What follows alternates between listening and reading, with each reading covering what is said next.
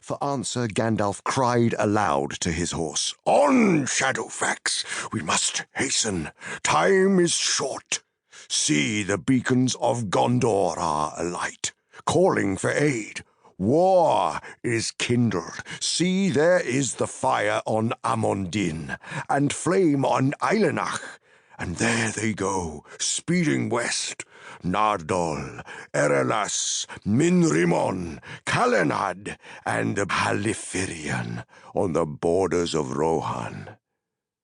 But Shadowfax paused in his stride, slowing to a walk, and then he lifted up his head and neighed. And out of the darkness the answering neigh of other horses came. And presently the thudding of hooves was heard, and 3 riders swept up and passed like flying ghosts in the moon and vanished into the west. Then Shadowfax gathered himself together and sprang away, and the night flowed over him like a roaring wind.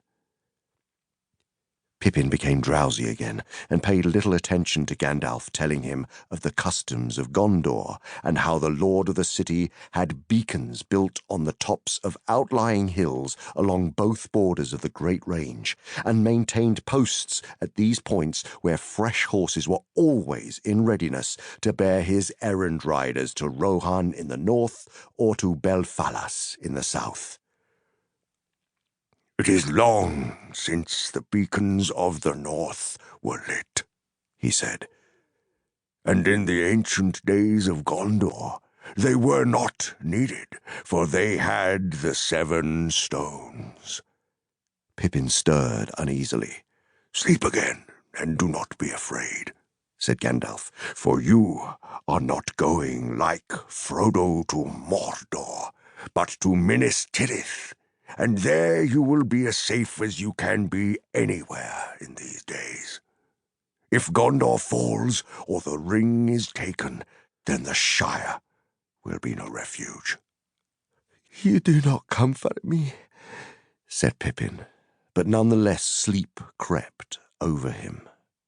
The last thing that he remembered before he fell into deep dream was a glimpse of high white peaks glimmering like floating isles above the clouds as they caught the light of the westering moon. He wondered where Frodo was, and if he was already in Mordor, or if he was dead. And he did not know that Frodo from far away looked on that same moon as it set beyond Gondor ere the coming of the day. Pippin woke to the sound of voices.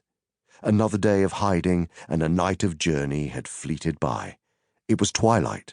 The cold dawn was at hand again, and chill grey mists were about them. Shadowfax stood steaming with sweat, but he held his neck proudly and showed no sign of weariness.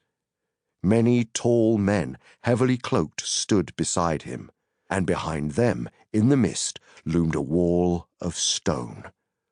Partly ruinous, it seemed, but already before the night was past the sound of hurried labour could be heard, beat of hammers, clink of trowels, and the creak of wheels. Torches and flares glowed dully here and there in the fog. Gandalf was speaking to the men that barred his way, and as he listened, Pippin became aware that he himself was being discussed.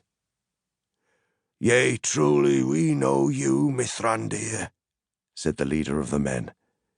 "And you know the passwords of the 7 gates, and are free to go forward, but we do not know your companion.